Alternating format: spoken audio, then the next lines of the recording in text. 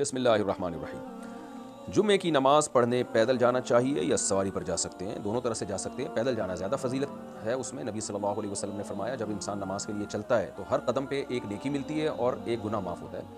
بہتر پیدل جانا ہی ہے نماز کے لیے، لیکن سواری پہ بھی جا سکتے ہیں۔ سید فیضان مردان سے اگر مسافر قصر کی جگہ غلطی سے پوری نماز پڑھ لے تو کیا حکم ہے؟ لوٹانی پڑے گی، کیونکہ نبی صلی اللہ علیہ وسلم سے یہ ثابت نہیں ہے کہ آپ صلی اللہ علیہ وسلم نے سفر میں پوری نماز کبھی پڑھی ہو۔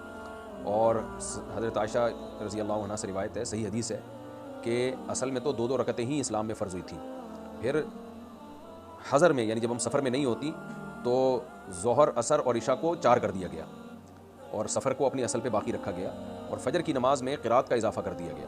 تو اس لیے جب ہم سفر میں ہوتے ہیں تو اپنی اصل پہ لوٹ آتے ہیں، تو وہ 2 ہی ہوتی ہیں۔ تو یہ ایسے ہی ہے کہ جیسے کوئی حضر میں 4 کی جگہ 6 رکعتیں پڑھ لے تو وہ نماز نہیں ہوگی، تو اسی طرح سفر میں اگر 2 کی جگہ 4 پڑھے گا تو بھی نہیں ہوگی نماز۔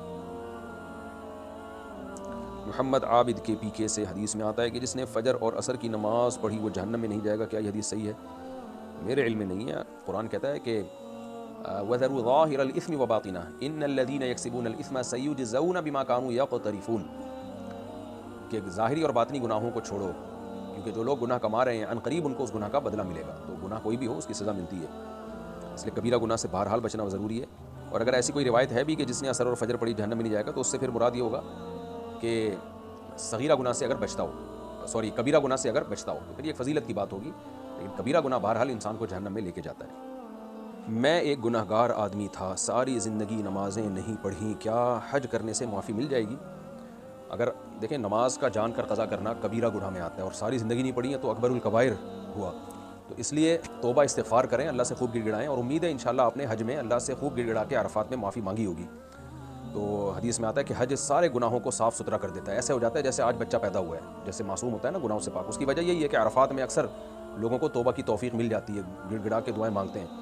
تو اگر آپ نے عرفات میں اپنی نمازوں کی معافی مانگی اللہ تعالیٰ سے تو انشاءاللہ وہ گناہ آپ کا معاف ہو گیا ہوگا، اور اگر نہیں مانگی تو اب مانگ لیں، توبہ سے گناہ معاف ہوتے ہیں۔ خوب اللہ کے سامنے روئیں، رونا نہیں آتا رونے کی کوشش کریں، اور تو اللہ تعالیٰ توبہ قبول کرنے والا ہے۔ اور اب پھر قضا بھی شروع کر دیں ان پرانی نمازوں کی، آئندہ تو نماز پڑھیں لیکن پچھلی بھی نمازوں کی قضا شروع کر دیں اب آپ۔ تو روزانہ 1 دن کی نمازیں پچھلی قضا کر لیا کریں اور حساب لگا کے رکھ لیں، تو جتنی زندگی میں ہو گئی، نہیں ہوئی تو انشاءاللہ اللہ تعالیٰ معاف کر دے گا۔ 2 دانت سے کم کا بچڑا ذبح کر کے کھانا کیسا ہے؟ کیونکہ قربانی میں 2 دانت سے کم کے بچڑے ذبح کرنا جائز نہیں ہے کیا؟ دیکھیں بچڑا گائے ان کے لیے 2 سال کا ہونا ضروری ہے، 2 دانت کا ہونا ضروری نہیں ہے۔ 2 دانت کو لوگ اس لیے چیک کرتے ہیں کہ 2 دانت اگر نکل آئے نا تو یقین ہو جاتا ہے کہ یہ 2 سال پورے کر چکا ہے، یہ جانور 2 سال کا ہو چکا ہے، اس لیے لوگ دانت دیکھ رہے ہوتے ہیں، ورنہ شریعت میں 2 سال ہے۔ نبی صلی اللہ علیہ وسلم نے جو عمر بتائی ہے وہ 2 سال بتائی ہے۔ تو اگر آپ کو یقین ہے کہ یہ 2 سال کا ہو چکا ہے، یا غالب گمان ہے قریب با یقین، تو بھی وہ اس کی قربانی جائز ہے، لیکن اگر 2 سال سے کم کا ہے تو پھر جائز نہیں ہے۔ بکرے کے لیے 1 سال ہے۔ اگر عربی میں لکھا ہوا قرآن پڑھنے میں اٹک اٹک کر پڑھا جاتا ہو اور غلطیاں بھی ہو جاتی ہوں تو کیا ہندی میں لکھا ہوا قرآن پڑھنا جائز ہے؟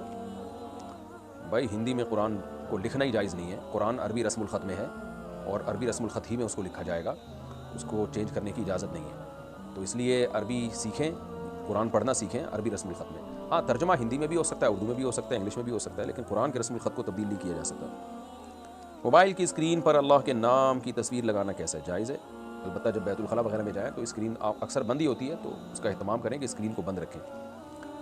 شہزان صاحب انڈیا سے اگر کوئی شخص فلیور والا حقہ روز روز پیتا ہو تو یہ بھی نشے کی کیٹیگری میں آئے گا؟ بھائی نشے کی کیٹیگری میں آئے گا نہیں آئے گا اس کا مدار اس پر ہے حقے میں ڈال کے لائے، خالی فلیور ڈالنے سے تھوڑی ہو جاتا ہے نشہ یا کچھ نقصان اس میں۔ تو تمباکو ڈالنے سے ہوتا ہے، تو تمباکو جائز ہے، ناپسندیدہ ہے۔ باقی اس میں کیا ڈال رہے ہیں یہ تو آپ بتائیں گے کہ اس حقے میں کیا ڈال رہے ہیں، تو میں فتویٰ دے سکوں گا، بتا سکوں گا کہ اس کا پینا جائز ہے یا نہیں ہے، نشے میں آتا ہے کہ نہیں آتا ہے۔ اگر کسی سے محبت ہو جائے اور ان سے ہم نہ ہونے کے برابر ملاقات کریں اور وہ بھی پردے میں، تو کیا یہ جائز ہے؟ نہیں جائز نہیں ہے۔ کسی نامحرم سے محبت ہو جائے تو سوائے آپ کے پاس نکاح کا پیغام بھیجنے کے اور کوئی آپشن نہیں ہے، پیغام بھیج دیں۔ ہاں ہو جائے تو ٹھیک ہے، نہیں ہو جائے تو بالکل کنارہ کشی اختیار کر لیں، کیونکہ اللہ نے زنا سے نہیں بلکہ زنا کے قریب جانے سے بھی منع کیا ہے۔ لا تقربوا الزنا، اللہ کہتے ہیں زنا کے قریب بھی مت پھٹکو۔ تو کسی غیر محرم کے سے بلا وجہ پردے میں بھی جا کے مل رہے ہو، آپ فون پہ بات کر رہے ہو، تو یہ سب چیزیں انسان کو زنا کے قریب لے کے جاتی ہیں، تو اس لیے ناجائز ہے، حرام ہے، آپ اس سے اجتناب کریں۔ بینک میں کسی کمپنی کے تھرو آئی ٹی کا کام کرنا جائز ہے یا نہیں؟ آئی ٹی کا کام میں کیا کر رہے ہیں؟ اگر کوئی ان کو کوئی سافٹ ویئر بنا کے دے رہے ہیں، آئی ٹی کے کام میں تو بہت سارے کام ہوتے ہیں نا، ایسا سافٹ ویئر بنا کے دینا جو سودی کاموں کے علاوہ کسی اور میں استعمال ہی نہ ہو سکتا ہو تو وہ تو ناجائز اور حرام ہے. تو ڈیٹیل لکھ کے دیں گے تو میں فتویٰ دے سکتا ہوں. اصولی بات یہی ہے کہ سودی معاملے میں اگر آپ کی انوالومنٹ ہو رہی ہے ڈائریکٹ تو جائز نہیں ہے، اور اگر آپ ڈائریکٹ کسی سودی معاملے میں انوالو نہیں ہو تو پھر جائز ہے. جیسے کہ بینک میں اگر کسی بینک میں جو ہے نا ٹیوب لائٹ خراب ہو جاتی ہے، بلب خراب ہو جاتا ہے، الیکٹریشین آ کے اس کو ٹھیک کر دیتا ہے. فرنیچر خراب ہو گیا تو کارپینٹر آ کے اس کو ٹھیک کر دیتا ہے، تو یہ جائز ہے کیونکہ اس کے سود سے کوئی براہ راست انوالومنٹ نہیں ہے. تو ایسے ہی کمپیوٹر خراب ہو جاتا ہے یا کوئی سافٹ ویئر بنا کے دینا ہے ان کو، اور وہ براہ راست وہ ایسا سافٹ ویئر جو سود کے علاوہ بھی بیسیوں کاموں میں استعمال ہو سکتا ہے، تو جائز ہے آپ کے لیے پھر. لیکن اگر ایسا نہیں ہے تو پھر کیسا ہے وہ آپ مجھے بتائیں گے تو میں جواب دے سکتا ہوں. یعنی خلاصہ یہی ہے کہ سودی معاملے میں ڈائریکٹ انوالومنٹ یہ کسی طرح سے جائز نہیں ہے، اس پہ جو آمدن ملے گی وہ بھی حرام ہوگی، اور اگر آپ کا سود سے براہ راست کوئی لینا دینا نہیں ہے تو پھر جائز ہے. میں جاب کرتی ہوں اور مجھے جاب کے دوران جوڑا باندھ کے رکھنا ہوتا ہے، کیا جوڑا باندھ کر نماز ہو جائے گی؟ جوڑا سر کے پیچھے باندھنا جائز ہے، سر کے اوپر باندھنا جائز نہیں. تو پیچھے باندھ دیا تو پھر نماز ہو جائے گی، کوئی حرج نہیں ہے. اگر منی کا ٹیسٹ کرانے کے لیے مش زنی کرنی پڑے تو کیا یہ جائز ہے؟ نہیں، جائز نہیں ہے یہ. اگر اسپم چیک کرنے ہیں کہ اس میں اولاد کے جرثومے کم ہیں یا زیادہ ہیں، جیسے بے اولاد لوگوں کو ٹیسٹ کرانا پڑتا ہے، تو پھر یہی ہے کہ زوجہ کے ساتھ مباشرت کی جائے اور پھر ڈسچارج جب ہو تو وہ اسپم جو ہے وہ ڈاکٹر کے حوالے کر دیا جائے. یہی ایک راستہ ہے، اس کے علاوہ کوئی اور راستہ ٹھیک نہیں ہے. افتخار صاحب انڈیا سے، کافر ملک میں جو مسلمان فوجی جنگ کے دوران مرتے ہیں وہ بھی شہید ہوں گے؟ نہیں جی، وہ شہید نہیں ہوں گے. البتہ یہ ضرور ہے کہ اگر کافر ملک تھے اور ایگریمنٹ ہوا اس ملک کی فوج میں ہے اور وہ فوج ظلم بھی نہیں کر رہی کسی مسلمان کنٹری کے خلاف، تو صرف اس ملک کے دفاع کے لیے اگر کوئی لڑتا ہوا مر جاتا ہے تو وہ موت بری موت نہیں کہلائے گی، کیونکہ ایگریمنٹ کا حصہ ہے. کہ بھئی اس کی مثال ایسے جیسے کسی کافر نے کسی مسلمان کو چوکیدار رکھ لیا، کسی کوئی کروڑ پتی کافر ہے تو اس کے لیے جائز ہے اپنے گھر میں کسی کو بھی وہ چوکیداری پہ رکھ سکتا ہے یا ڈیفینس کے لیے رکھ سکتا ہے، گارڈ رکھ سکتا ہے. تو اگر کسی کافر نے سیکیورٹی گارڈ رکھ لیا کسی مسلمان کو اور وہ مسلمان اس کافر کی حفاظت کرتے ہوئے مارا جائے تو یہ موت بری موت نہیں کہلائے گی، کیونکہ بلکہ اس لحاظ سے شہادت کی موت ہی کہلائے گی کہ مظلوماً مارا گیا ہے، کیونکہ جو ظلماً مارا جاتا ہے وہ بھی شہید ہی کہلاتا ہے. ہاں، اگر وہ کافر کسی پہ ظلم کر رہا تھا اور ظلم کرنے کے لیے سیکیورٹی گارڈ کو استعمال کرتا ہے تو پھر سیکیورٹی گارڈ کے لیے جائز ہی نہیں ہے اس کافر کا ساتھ دینا. تو ایسے کسی غیر مسلم کنٹری میں اگر کوئی ان کی آرمی کو جوائن کرتا ہے تو یہ حرام ناجائز نہیں ہے، تنخواہ بھی جائز ہوگی. اگر مارا گیا تو وہ موت بھی کوئی حرام موت نہیں کہلائے گی. ہاں، اگر وہ کافر ملک اپنی فوج کے ذریعے کسی ملک پہ ظلم کر رہا ہے، ناجائز چڑھائی کر رہا ہے یا کسی مسلمان کنٹری سے لڑ رہا ہے، پھر اس کے لیے جائز نہیں ہوگا کہ وہ اپنے کنٹری کا دفاع کرے، کیونکہ مسلمان کے خلاف لڑنا، مسلمان ملک پہ چڑھائی کرنا، یعنی خلاصہ یہ نکلا کہ ظلم. تو ظلم میں کسی کی بھی آپ تعاون نہیں کر سکتے.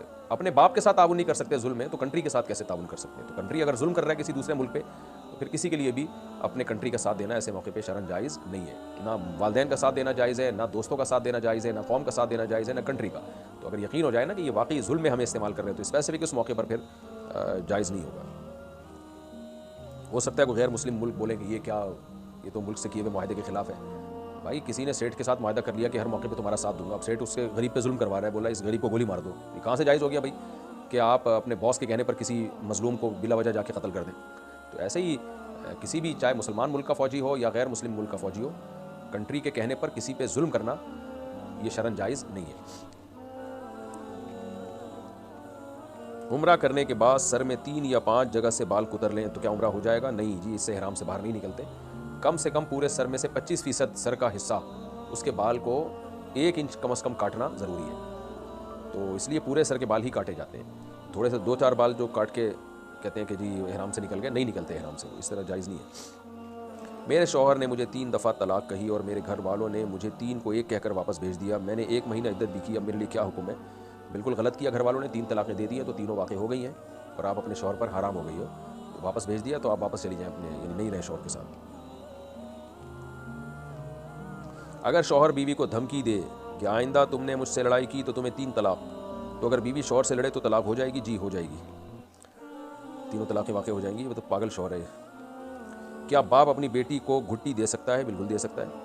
عبداللطیف انڈیا سے، کیا گناہوں سے توبہ کرنے کے بعد بھی قیامت کے دن وہ گناہ دکھائے جائیں گے؟ نہیں جی، اللہ تعالیٰ جب سچی توبہ کوئی کر لیتا ہے تو اس کے نشانات بھی مٹا دیتے ہیں. تو اب یہ ہے توبہ کتنی پاورفل ہے، تو مضبوط توبہ کرنی چاہیے. تو اللہ تعالیٰ کی رحمت سے امید ہے، اور روایات سے بھی پتہ چلتا ہے کہ وہ ختم کر دیتے ہیں اللہ تعالیٰ اس کو. محمد آصف انڈیا سے، مفتی صاحب تعویلیں کرنے کا کیا حکم ہے؟ کون سی غلطی پر تعویلیں کرنی چاہیے؟ دیکھیں، کسی سے جب ہمارے پیسوں کا لین دین ہو یا رشتے ناتے ہوں، پھر تو ہمیں شریعت نے بہت ہوشیار رہنے کا حکم دیا ہے. پھر تو تعویلات کرنے کی ضرورت نہیں ہے. معاملات کر رہے ہیں، ایسا نہ ہو پیسے لے کے بھاگ جائے، یا رشتہ دے رہے ہیں کسی کو، اپنی بیٹی دے رہے ہیں، بہت اچھی طرح چھان پٹک کے کرنا پڑے گا. لیکن نارملی جس سے ہمارا لینا دینا کچھ نہیں ہے، تو اس کے بارے میں شریعت کا حکم یہ ہے کہ یا ایھا الذین آمنوا اجتنبوا کثیرا من الظن ان بعض الظن اثم، کہ ایمان والو، خلاصہ اس آیت کا یہ بدگمانی سے بچو. کسی کا کوئی عمل آپ کے سامنے آ جائے، اس کا اچھا پہلو بھی نکلتا ہے، برا پہلو بھی نکلتا ہے، تو آپ تعویل کر کے اس کے اچھے پہلو کی طرف اس کو لے کر جائیں. محمد رئیس انڈیا سے، ریڈ بل پینا کیسا ہے؟ ریڈ بل میں، ہمارے ہاں جو ریڈ بل ملتی ہے اس میں تو کوئی ناجائز چیز شامل نہیں ہوتی، تو جائز ہے. البتہ صحت کے لیے نقصان دہ ہے، انرجی بوسٹ ہے. کہتے ہیں کہ شوگر لیول بہت زیادہ بڑھ جاتا ہے، بالآخر آہستہ آہستہ آدمی ناکارہ ہونا شروع ہو جاتا ہے اس سے. اس لیے جتنی بھی پیکنگ کی چیزیں آ رہی ہیں نا، میں نے اس پہ بہت تحقیقات کی ہیں کہ بازار کی پیکنگ کی چیزوں سے بالکل ایوائڈ کریں. جوس پیا ہی نہیں، پھل کھایا کریں. اگر جوس پینا بھی ہے تو خود جوس نکال کے پئیں. پیکنگ کی چیزیں، پیکنگ کے جوس پئیں گے تو آپ کا اپنا جوس نکل جائے گا. میں نے بہت تجربے، میرا گلا بہت سینسٹیو ہے اور میدا بھی بہت سینسٹیو ہے. میں کوئی بھی پیکنگ کی چیز کتنی اچھی کمپنی کی ہو، جب بھی میں نے پی ہے مجھے فوراً پتہ چلا کہ وہ غلط چیز پیٹ میں گئی ہے. حالانکہ بڑی اچھی شاندار کمپنیاں ہوتی ہیں، ملٹی نیشنل کمپنیاں ہوتی ہیں اور بڑی زبردست کہ بھئی یہ تو آرگینک ہے. بھائی پیکنگ کی چیزوں میں 20 دفعہ تجربہ ہو چکا ہے. آپ فریش کوئی بھی چیز پئیں، گھر کی چیز کھائیں تو کچھ بھی نہیں ہوتا، صحت فٹ فاٹ رہتی ہے. تو میں اپنا تجربہ شیئر کر رہا ہوں، ہو سکتا ہے میری تحقیق غلط ہو. تو یہ ریڈ بل چھوڑ دیں. یہ کمپنیوں کو جو ہے نا، ان کو پیسہ جا رہا ہے سارا، آپ کی صحتیں برباد ہو رہی ہیں. آرگینک چیزوں پہ آئیں، دیسی چیزوں پہ آئیں. اور اگر تھکاوٹ کبھی ہو رہی ہے تو آرام کریں، سو جائیں. نیچرل طریقہ تو یہی ہے. اگر یہ کیا ہے، ذاکر حسین گجرات سے، میری بیٹی کی شادی ہے اور اس کی نانی عدت میں ہیں، وہ کیسے شرکت کریں؟ کیا وہ عدت میں گھر تبدیل کر سکتی ہیں؟ نہیں کر سکتی، ان کو عدت پوری کرنا لازم ہے. شادی کوئی ایسا شرعی عذر نہیں ہے شادی میں شرکت کی اس کی وجہ سے عدت چھوڑنے کی گنجائش ہو. کیا حاملہ عورت نفلی روزہ رکھ سکتی ہے؟ جی بالکل رکھ سکتی ہے اگر رکھنا چاہے. کیا خرگوش کھانا جائز ہے؟ جی بالکل جائز ہے. حرم شریف میں کعبے کی طرف بیٹھ کر تصویر کھنچوانا جائز ہے؟ جائز ہے، لیکن وہاں کعبے میں بیٹھ کے اللہ اللہ کیا کریں، طواف کیا کریں. ٹھیک ہے، ایک آدھ تصویر لے لی یادگار کے طور پہ، ٹھیک ہے، لیکن وہاں تو سیلفی گیری کا پورا پروگرام چل رہا ہوتا ہے. مجھے تو بڑا ہی عجیب سا لگ رہا ہوتا ہے، اللہ کے گھر میں کھڑے ہوئے اور شو بازیوں میں لگے ہوئے ہو. بھائی اس سے تو روحانیت ساری ختم ہو جاتی ہے. دل انسان کا سیاہ ہونے کا خطرہ ہوتا ہے. بیت اللہ میں جائیں تو اس کی عظمت ذہن میں رکھیں، طواف کریں، ذکر اللہ کریں، محبت سے دیکھیں بیت اللہ کو، دعائیں مانگیں. ان کاموں کو فوکس کرنا چاہیے. کسی کے پیر چھونا کیسا ہے؟ دیکھیں، اس عمل کے ناجائز ہونے کی کوئی دلیل نہیں ہے. فی نفسہ ہی تو ایک جائز عمل ہے، کسی کے بھی عقیدت میں پاؤں چھو سکتے ہیں. لیکن اتنی عقیدت میں، یعنی کسی کے ادب میں اتنا غلو کرنا، اس سے نقصانات بہت ہوتے ہیں آگے چل کے. تو اس لیے اس سے ایوائڈ کرنا ہی بہتر ہے. بعض چیزوں پہ پابندی اس لیے لگائی جاتی ہے کہ وہ کسی بڑے فساد کا فیوچر میں ذریعہ بن سکتی ہے. تو ہم نہیں دیکھتے کہ صحابہ کرام ایک دوسرے کے پیر چھوتے ہوں یا نبی صلی اللہ علیہ وسلم کے کبھی پیر چھوئے ہوں آ کے. تو میرے علم میں ایسی روایت نہیں. اگر بالفرض ہو بھی تو نبی صلی اللہ علیہ وسلم کے ساتھ تو ایسا کسی نے کیا، تو آپ صلی اللہ علیہ وسلم کی شان تو ایسی ہے کہ اس کی آپ کی جتنی تعظیم کی جائے کم ہے. لیکن نارملی جب ہم عقیدت میں بہت غلو کرتے ہیں، بہت زیادہ کسی کو، یعنی اتنا کہ اس کے پاؤں چومنا شروع کر دیں یا چھونا شروع کر دیں، تو اس کے سوسائٹی میں فسادات بہت زیادہ ہوتے ہیں. اس سے خود پسندی پیدا ہوتی ہے، تکبر پیدا ہوتا ہے سامنے والے کے دل میں. اور بعض دفعہ وہ اس قابل بھی نہیں ہوتا ہے جس کے پیر چھوئے جا رہے ہیں کہ اس، یعنی کہ اتنی اس کو رسپیکٹ دی جائے. تو عام طور پر یہ چیزیں کم علم لوگوں میں زیادہ ہوتی ہیں، جہلا میں زیادہ ہوتی ہیں چیزیں. اس لیے اس سے اجتناب ہی کرنا چاہیے. ہاں، کبھی ماں باپ کے پاؤں چھو لیے ایک الگ بات ہے، کبھی کبھار وہ بھی. اس کا بھی معمول بنانا ناجائز ہونے کی میں نے بتایا کوئی دلیل نہیں ہے، لیکن اس کا بھی معمول بنائیں گے تو یہ چیز رسم بن جائے گی. پھر جو نہیں کرے گا اس کو لوگ برا سمجھیں گے. تو لا تشددوا فیشدد اللہ علیکم، او کما قال صلی اللہ علیہ وسلم. نبی نے فرمایا کہ اپنے آپ کو مصیبتوں میں، سختیوں میں مت ڈالو. اللہ نے جتنی آسانیاں رکھی ہیں وہ آسانیوں ہی پہ دین کو مدار رکھا ہے. تو نارملی رسپیکٹ دینی چاہیے بڑوں کو، جیسے سب دیتے ہیں. السلام علیکم، وعلیکم السلام. بہت زیادہ کبھی جوش آیا تو ہاتھ چوم لیے اپنے پیر و مرشد کے، تو پاؤں تک نہیں جانا چاہیے. اس میں غلو ہو جاتا ہے، نقصان ہوتا ہے اس کا. اس لیے اس رسم سے اجتناب لازم ہے. آصفہ صاحبہ ساؤتھ افریقہ سے، اگر عورت کی آواز گھر سے باہر چلی جائے تو اس کے بارے میں کیا حکم ہے؟ ہم جس علاقے میں رہتے ہیں وہ بہت سناٹے والا علاقہ ہے. اگر بچوں کو بلانے کے لیے یا فون پر بات کرتے ہوئے آواز باہر چلی جائے اور باہر مرد بھی کام کر رہے ہوتے ہیں تو کیا کریں؟ عورت کو چاہیے اپنی آواز کا پردہ کرے. باقی اگر بچوں کو بلانے کے لیے کبھی ضرورت سے آواز نکل جائے تو کوئی حرج نہیں ہے، اس میں کوئی گناہ نہیں ہے. لیکن بہرحال عورت کے لیے شریعت نے حیا کو، شرم کو پسند کیا ہے. تو جتنا اپنی آواز کو غیر مردوں سے چھپائے گی اتنا ہی زیادہ اچھا ہے. مسلم سوسائٹی میں جب تک ہم انگریزوں کے اثر سے آزاد تھے تو اس کا بہت خیال کیا جاتا تھا کہ خواتین زور سے نہ چلائیں، گھر سے باہر ان کی آواز نہ جائے. اب تو غیر مسلموں کا غلبہ ہے تو انہوں نے سارا کلچر ہی کی ایسی کی تیسی کر دی ہے. پردہ ختم، حیا ختم، سب چیزیں ختم. تو اس لیے جتنا اپنی آواز کو چھپا سکتی ہیں تو بہتر یہی ہے کہ اپنی آواز کو کنٹرول کیا جائے، غیر مردوں کے کان میں آواز نہ پڑے، یہ شریعت میں زیادہ پسندیدہ ہے۔ ہاں ضرورت ہو تو ایک الگ بات ہے۔ باقی رات کے وقت بچے باہر گئے ہیں اور ان کو بلانا پڑ رہا ہے آواز دے کے، تو ظاہر ہے رات کے وقت، اور ملک بھی افریقہ ہے تو خطرہ ہوتا ہے وہاں پہ، کیونکہ وہاں جو ڈاکو بھی ہوتے ہیں وہ اندھیرے میں نظر ہی نہیں آتے، ان کے کلر اور اندھیرے کا کلر ایک ہی جیسا ہوتا ہے، تو اس میں تو ظاہر ہے آواز دینا ہی پڑے گی، بے شک غیر مرد کے کان میں آواز چلی جائے، لیکن بچے کی سیکیورٹی زیادہ ضروری ہے۔ یہ کیا لکھا ہے جی؟ اداس خان کراچی سے، آنکھیں بند کر کے نماز پڑھنا کیسا ہے؟ خلاف سنت ہے، نبی صلی اللہ علیہ وسلم آنکھیں کھول کے نماز پڑھا کرتے تھے۔ جو اذان دے کیا وہی قیامت دے سکتا ہے یا کوئی اور بھی دے سکتا ہے؟ جو شخص اذان دے اقامت اسی کا حق ہے، تو اس کی اجازت سے کوئی بھی دے سکتا ہے، لیکن اس کی اجازت کے بغیر یہ عمل ٹھیک نہیں ہے۔ کیا فرض نماز جماعت سے پڑھنا ضروری ہے؟ اگر کام میں مشغولیت کی وجہ سے 1-2 گھنٹے کے بعد پڑھے تو کیا وہی ثواب ملے گا؟ فرض نماز مسجد میں جا کے پڑھنا ضروری ہے، صرف جماعت سے نہیں بلکہ مسجد کی جماعت سے پڑھنا ضروری ہے۔ تو اگر مسجد قریب میں نہیں ہے، بہت دور جانا پڑتا ہے، تو پھر آپ اپنے ہی علاقے میں جماعت کرائیں، تو پھر بھی انڈیویجولی نہیں پڑھی جائے گی، جماعت سے ہی پڑھی جائے گی۔ کوئی پڑھنے والا ہی نہیں ہے جماعت سے تو پھر مجبوری میں اکیلے پڑھی جائے گی۔ تو کام کی وجہ سے 1-2 گھنٹے بعد نہیں پڑھیں، کام کو 1-2 گھنٹے بعد ڈیلے کریں، تو جماعت سب سے بڑا کام ہے، جماعت سے فرض نماز پڑھنا، اس کام کو تمام کاموں پہ آپ تمام کاموں سے جماعت سے نماز پڑھنے والے کام کو آپ سپیریئر رکھیں، یہ اللہ کا حکم ہے۔ ہاں کوئی کام ایسی نوعیت کا ہے، کوئی خدا نہ خواہ جیسے ڈاکٹر آپریشن تھیٹر میں ہے، یا کوئی مریض کو ایمرجنسی ہو گئی ہے، کسی کو ہاسپٹل لے کے جانا ہے، مر جائے گا یا نقصان ہوگا، وہ ایک الگ بات ہے۔ نارملی جو روزمرہ کے کام ہوتے ہیں، جو جماعت کو ان کاموں پر ترجیح دینی چاہیے۔ نبی صلی اللہ علیہ وسلم نے فرمایا لا صلاۃ لجار المسجد الا فی المسجد، جس کے قریب میں مسجد ہو تو اس کی نماز مسجد ہی میں ہوتی ہے، گھر پہ پڑھے گا تو نہیں ہوگی، مطلب یہ کہ اس کو پورا ثواب نہیں ملے گا، فرسودہ ہو جائے گا۔ نینا USA سے، میرا نماز میں بالکل دل نہیں لگتا، بہت کوشش کرتی ہوں لیکن دل نہیں لگتا، پھر کچھ نمازیں پڑھ کے چھوڑ دیتی ہوں، مجھے لگتا ہے کہ میرے اوپر جادو ہوا ہے، میں کیا کروں اور جادو کا کیسے پتہ لگاؤں؟ تیرے اوپر کوئی جادو نہیں ہوا، آپ نے کہا نا میرے اوپر جادو ہوا، کوئی پتہ لگانے کی ضرورت نہیں ہے، الو بنانے والے مارکیٹ میں بہت ملیں گے آپ کو۔ تو نماز میں دل نہیں لگ رہا، کوئی ٹینشن کی بات نہیں ہے، نماز پڑھیں آپ، دگنا ثواب ملے گا۔ جس کام میں دل نہ لگ رہا ہو، جس عبادت میں، اس کو کرنے کا ثواب بھی دگنا ہوتا ہے۔ تو ہم اللہ کے غلام ہیں، ہمیں جو کام کہا گیا ہے ہم نے اس کو فوکس کرنا ہے، تو نہ لگے دل بس آپ نماز پڑھیں، اس پہ ثواب آپ کو دگنا ملے گا۔ اس بحث میں پڑھے ہی نہیں کہ دل لگ رہا ہے کہ نہیں لگ رہا، ہمارے سوچنے کی چیز ہی نہیں ہے یہ۔ آپ کو کوئی کام اگر دے دیا جائے بڑوں کی طرف سے، یا کوئی کہیں جاب کرتا ہو، باس نے اس کے ذمہ کوئی کام لگایا کہ یار یہ چیک لے جا بینک سے، اماؤنٹ نکال کے لے آ، اب وہ کہہ رہا ہے میرا دل نہیں لگ رہا وہاں جانے میں، تو کیا باس چھوڑ دے گا اس کو؟ بولے گا میں نے تجھ سے پوچھا کہ تیرا دل لگ رہا ہے کہ نہیں لگ رہا، میں نے تجھے کہا ہے کہ یہ کام کر۔ تو جو کام ہوتا ہے نا وہ کیا جاتا ہے چاہے دل لگے یا نہ لگے۔ تو اللہ نے ہمارے ذمہ نماز لگائی ہے، نماز میں دل لگنا اللہ نے ہمارے ذمہ فرض نہیں کیا، دل لگانے کی کوشش کرنا تو فرض ہے، دل کا لگنا فرض نہیں ہے۔ دل لگے تو بھی ٹھیک ہے، نہیں لگے تو بھی ٹھیک ہے، اب کام کو فوکس کریں تو انشاءاللہ خود ہی دل بھی لگنا شروع ہو جائے گا۔ فضل امین کوہستان سے، میں نے سنا ہے کہ کسی مسلمان کو کافر کہنے سے کافر ہو جاتے ہیں، کیا یہ بات صحیح ہے؟ جی ہاں، حدیث میں آتا ہے کہ جو کسی مسلم کو کافر کہتا ہے تو کلمہ اسی کی طرف لوٹ کے آتا ہے۔ تو لیکن یہاں کفر سے مراد ہے کفر دون کفر، یعنی کفر کے قریب چلا جاتا ہے، کافروں والا کام کر دیا گویا کہ اس نے، یعنی کام کا مطلب اتنا کبیرہ گناہ کیا، کبیرہ گناہ تو کافر ہی کرتے ہیں، تو اس لیے اس سے اوائڈ کرنا لازم ہے، کسی مسلمان کو کافر نہیں کہنا چاہیے۔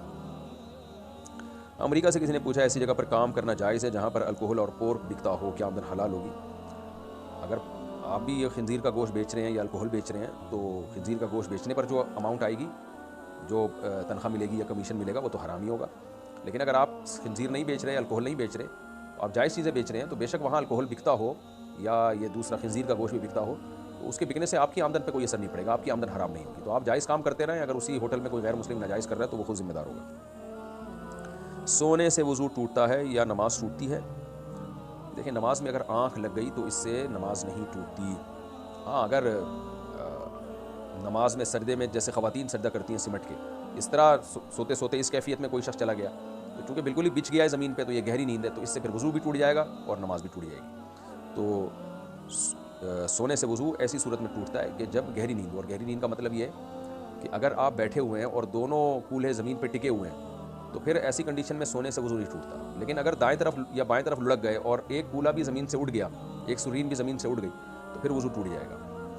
اور لیٹے لیٹے سو گئے، یعنی زمین پہ چت لیٹ کے سو جاتے ہیں، اس سے بھی وضو ٹوٹ جاتا ہے۔ لیکن بیٹھے بیٹھے اگر سو گئے یا یوں کر کے جھوم رہے ہیں اور ایک سرین بھی زمین سے نہیں اٹھی، دونوں کولے زمین پہ ٹکے ہوئے ہیں، تو ایسی کنڈیشن میں بیٹھ کے اگر کوئی سوتا ہے تو وضو نہیں ٹوٹتا۔ کیا مرد تہجد کی نماز گھر میں پڑھ سکتا ہے؟ جی گھر میں ہی پڑھنی چاہیے، تہجد مسجد کے بجائے گھر میں پڑھنا افضل ہے۔ اگر پاکستان سے باہر رہائش ہے اور وصیت کر دی کہ پاکستان میں مجھے دفنانا اور انتقال ہو گیا تو کیا حکم ہے؟ اس وصیت پر عمل لازم نہیں ہے، جہاں انسان کی موت ہوئی ہو اسی شہر میں اس کو دفنانا چاہیے، تو اس وصیت پر عمل لازم نہیں ہے۔ باقی اختلافی مسئلہ ہے کہ وہاں سے اس کو دوسرے شہر شفٹ کرنا جائز ہے یا نہیں ہے، بڑا اختلاف ہے اس میں۔ افضل بہرحال یہی ہے کہ جہاں ڈیتھ ہوئی ہے اسی شہر میں دفنا دیا جائے۔ میں اپنی مرضی سے شادی کرنا چاہتی ہوں، کیا میں غلط کر رہی ہوں؟ نہیں، بالکل، پہلی دفعہ آپ نے صحیح کام کیا ہے، آپ شادی کرنا چاہ رہی ہیں تو اپنی مرضی سے دوستیاں لگانا حرام ہے، شادی کرنا شریعت میں قابل تعریف ہے۔ تو اگر آپ شادی کرنا چاہ رہی ہیں اور لڑکا آپ کے یعنی کوئی ایسا آپ کے لیول کا ہے، وہ اس میں چرسی ہیروئنچی ٹائپ کا نہیں ہے، کوئی بہت ہی کوئی ایسا نہیں ہے جو آپ کے خاندان کے لیے ایک ذلت کا سبب بن سکتا ہے، اس طرح کے کوئی نہیں ہے، تو پھر آپ کے والدین کو آپ کی مرضی کو ترجیح دینا لازم ہے۔ ہاں، بعض دفعہ لڑکیاں ایسی جگہ کر رہی ہوتی ہیں بندہ ہی ٹھیک نہیں ہوتا، تو پھر باپ کی بات مانیں آپ، پھر والد کو روکنے کا حق ہے۔ یاسر رشید کشمیر سے، کیا بستر پر لیٹ کر ذکر کر سکتے ہیں؟ بالکل کر سکتے ہیں۔ اللہ تعالیٰ نے قرآن میں فرمایا یذکرون اللہ قیاما وقعودا وعلی جنوبہم، ہمارے نیک بندے اللہ کا ذکر کرتے ہیں کھڑے بھی، بیٹھے بھی اور لیٹے بھی، بہت اچھی بات ہے۔ ایک حدیث میں آتا ہے، اللہ تعالیٰ، حدیث کا مفہوم یہ ہے، صحیح حدیث ہے، کہ بہت بڑے درجات اللہ ان کو عطا کریں گے جو نرم بستروں پہ بھی اللہ کو یاد کرتے ہیں، یعنی جس بستر میں انسان کو نیند آ رہی ہوتی ہے اور غافل ہو جاتا ہے اس میں بھی اللہ کو یاد کریں گے، تو بہت بڑی فضیلت ہے اس کی۔ عثمان پٹھان انڈیا سے، مفتی صاحب، جس طرح ارطغرل میں لوگ سلام کے بعد سینے پر ہاتھ رکھتے ہیں اور جب مصافحہ کرتے ہیں تو ہاتھ سے ہاتھ نہیں ملاتے بلکہ گٹوں سے اوپر کی جگہ کو پکڑتے ہیں، کیا ہم اس طرح کر سکتے ہیں؟ بھائی، نبی صلی اللہ علیہ وسلم نے ایسے مسافے کا جیسے طریقہ بتایا کہ اپنے دائیں ہاتھ سے اس کے دائیں ہاتھ کو پکڑا جائے، اس طرح، یہ سنت ہے۔ اس کے بعد پھر باقی سینے پہ ہاتھ رکھنا، یہ سب چیزیں سنت نہیں ہیں۔ وہ اگر ان کو سنت سمجھتا ہے تو بدعت ہے، سنت نہیں سمجھتا ویسے ہی رکھ رہا ہے تو رکھ لے، اس میں گورنمنٹ کی طرف سے کوئی پابندی نہیں ہے، لیکن ان چیزوں کو سنت سمجھنا یا جو یہ نہ کرے اس کو برا سمجھنا، یہ پھر غلط ہو جائے گا، یہ ناجائز ہو جائے گا۔ حافظ زید انعام دار، کرناٹکا، کون سے وقت میں دعا سب سے زیادہ قبول ہوتی ہے؟ بہت سارے اوقات ہیں۔ صحیح حدیث میں آتا ہے کہ آخری رات کے آخری حصے میں، جو فجر کا ٹائم شروع ہونے سے پہلے کا حصہ ہے، اس میں اللہ تعالیٰ آسمان دنیا پر آتے ہیں، کہتے ہیں حل من مستغفر اغفر لہ، کوئی ہے مجھ سے توبہ استغفار کرنے والا، کوئی ہے مجھ سے روزی طلب کرنے والا، اس وقت دعائیں بہت زیادہ قبول ہوتی ہیں۔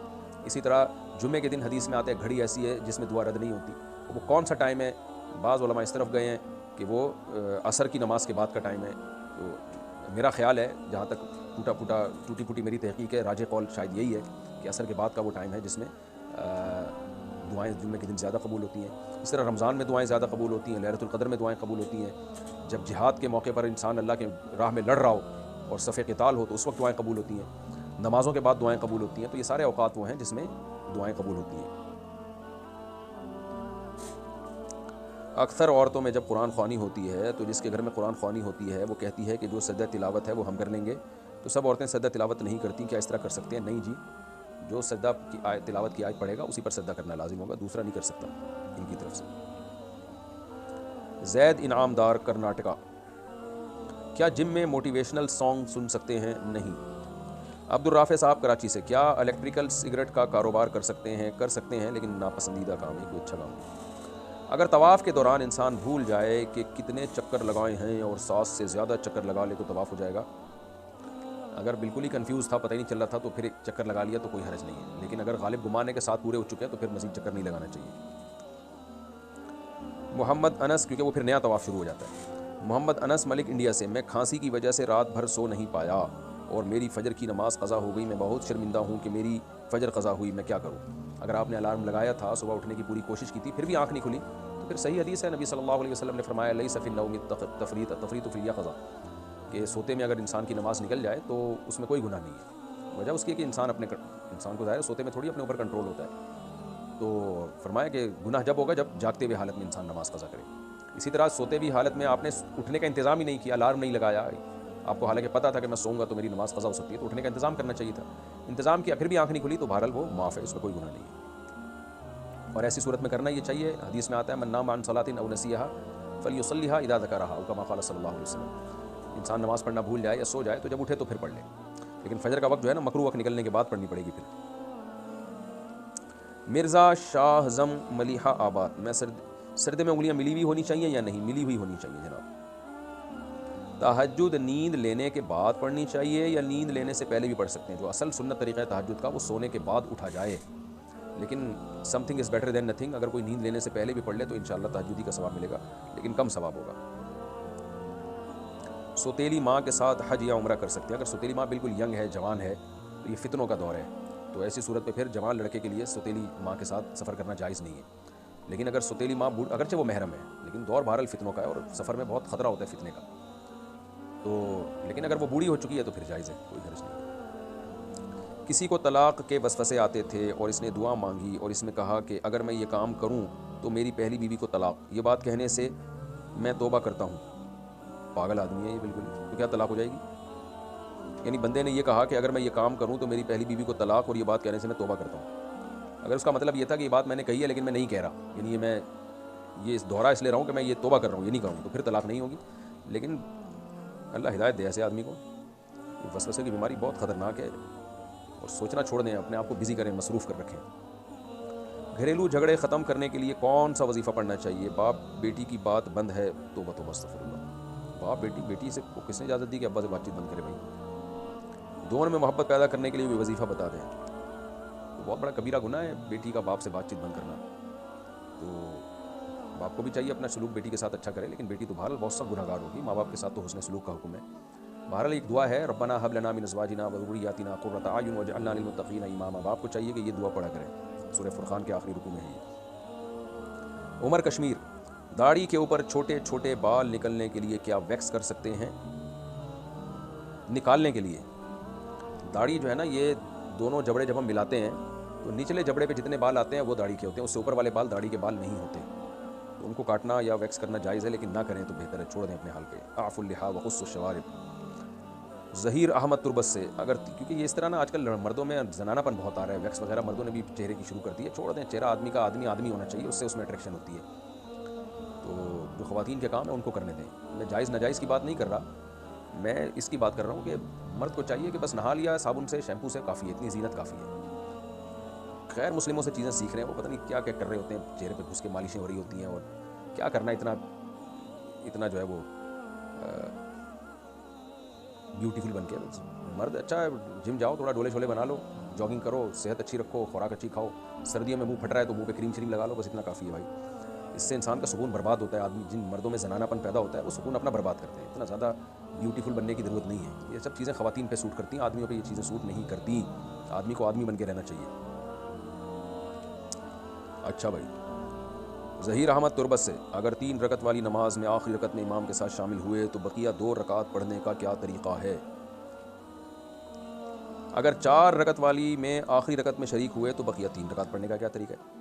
اچھا، نماز تھی 3 رکعت والی، آخری رکعت میں امام کے ساتھ شریک ہوئے تو 2 طریقے ہیں اس کے۔ جیسے مغرب کی نماز میں آپ امام کے ساتھ آخری رکعت میں شریک ہوئے تو امام جب سلام پھیرے آپ کھڑے ہو جائیں، ثنا پڑھیں، اعوذ باللہ بسم اللہ پڑھیں، سورہ فاتحہ پڑھیں، سورت ملائیں، اس کے بعد رکوع کریں، قوما کریں، 2 سجدے کریں، اور اس کے بعد بیٹھ جائیں، اتحیات پڑھیں، پھر دوبارہ کھڑے ہو جائیں اور پھر بسم اللہ پڑھ کے سورہ فاتحہ پڑھیں، سورت ملائیں، اور اسی طرح 2 سجدے کے بعد پھر اتحیات اور درود شریف دعا پڑھ کے سلام پھیر لیں، یہ طریقہ ہے جی۔ اور اگر 4 رکعت والی میں آخری رکعت میں شریک ہوئے تو بقیہ 3 رکعت پڑھنے کا کیا طریقہ ہے؟ اس کا طریقہ بھی بتا دیتا ہوں جی۔ اگر آپ 4 رکعت والی نماز میں آخری رکعت میں شریک ہوئے تو امام جب سلام پھیرے گا آپ کھڑے ہو جائیں گے، ثنا پڑھیں گے، اعوذ باللہ بسم اللہ پڑھیں گے، سورہ فاتحہ پڑھیں گے، پھر بسم اللہ پڑھ کے نئی سورت شروع کریں گے، اس کے بعد رکوع کریں گے، 2 سجدے کریں گے، اس کے بعد پھر آپ بیٹھ جائیں گے، بہتر یہی ہے۔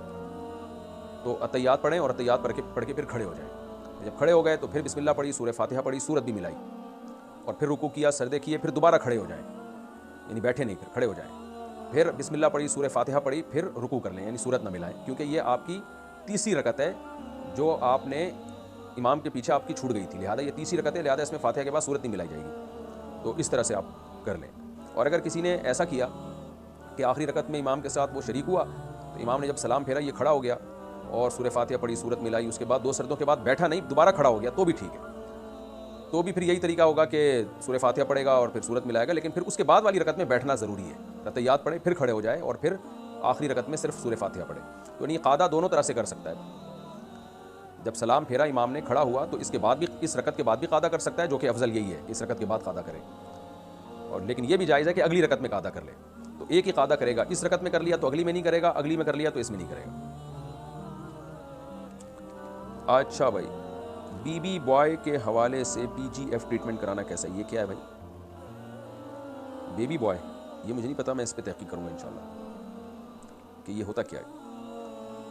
میری ڈیلیوری کے وقت میری امی نے منت مانی تھی کہ اگر ڈیلیوری آسانی سے ہو جائے تو 5 روزے رکھوں گی، اب کسی وجہ سے ان سے منت پوری نہیں کی جا رہی تو کوئی دوسرا راستہ بتا دیں۔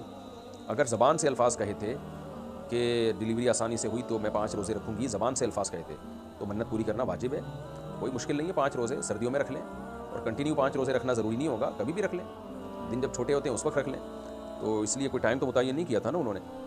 تو جب تک روزے رکھنا ممکن ہے کوئی دوسرا راستہ ہے نہیں، اور اگر روزے رکھنا زندگی میں اب کبھی ممکن ہی نہیں رہا، کوئی ایسی صحت میں کوئی اللہ نہ کرے کوئی خرابی آ گئی ہے کہ ایک روزہ بھی رکھنا ممکن نہیں ہے، تو پھر فدیہ دے دیں روزے کا، جو 2.25 کلو گندم یا اس کی قیمت، یا ایک غریب کو 2 ٹائم کا کھانا کھلانا، یہ ایک روزے کا فدیہ ہے۔ اگر اسکول میں حجاب نہ ہو اور 2 سال اسکول میں باقی ہوں تو کیا کریں؟ حجاب لینا لازم ہے عورت پر، اگر وہ حجاب کی پابندی ہے تو پھر اسکول چھوڑ دیا جائے گا، کیونکہ شرعی احکام جو عورت پہ جو پردہ ہے وہ بہرحال فرض ہے، اس میں کوئی گنجائش نہیں ہے۔ جس کمرے میں قرآن رکھا ہوا ہو اس کمرے میں نہا سکتے ہیں؟ ہمارے ایک جاننے والے واش روم میں نہیں نہاتے، کمرے میں نہاتے ہیں۔ جی آدمی ہے یار، نہا سکتے ہیں، کوئی حرج نہیں ہے، لیکن کچھ جاننے والوں کو بولیں کہ پھر واش روم میں جایا کریں، نہا کمرے میں لیا کریں اور بستر واش روم میں ڈال دیں، سویا وہاں کریں۔ قضائے عمری پڑھنے کا طریقہ بتا دیں، میں 18 سال کی ہوں۔ اس پہ میں کئی دفعہ طریقہ بتا چکا ہوں، آپ یوٹیوب پہ سرچ کریں قضائے عمری کا طریقہ مفتی طارق مسعود، تو پورا طریقہ آ جائے گا، تو سرچ کر لیں بہت آسانی سے۔ اگر کسی شخص کی شادی میں بہت مشکلات آ رہی ہوں اور وہ پیسے دے کر زنا کرنا چاہے تو کر سکتا ہے؟ نہیں جناب، حرام ہے، فری پھوکٹ کا زنا بھی حرام، پیسے دے کے زنا کرنا بھی حرام، کبیرہ گناہ ہے، بہت سخت، اللہ کو زنا سے نفرت ہے۔ تبھی قرآن نے حکم دیا کہ جو غیر شادی شدہ مرد یا عورت زنا کرے تو حکومت کو حکم دیا کہ چوک میں ان کو 100 کوڑے مارو، اور شادی شدہ زنا کرے تو رجم کرو ان کو، بہت سخت گناہ ہے، کسی صورت میں جائز نہیں ہے۔ تو شادی میں اگر مشکلات پیش آ رہی ہیں تو اس کا بھی اللہ نے حل بتایا، وَلْيَسْتَعْفِفِ الَّذِينَ لَا يَجِدُونَ نِكَاحًا حَتَّىٰ يُغْنِيَهُمُ اللَّهُ مِن فَضْلِهِ، سورہ نور میں اللہ فرماتے ہیں کہ جن کے لیے نکاح کا بندوبست نہیں ہو رہا وہ پاک دامنی سے رہیں، اور اللہ نے امید دلائی ہے کہ انشاءاللہ اللہ بندوبست کرا دے گا ان کا، تو گناہ کرنے کی اجازت نہیں ہے۔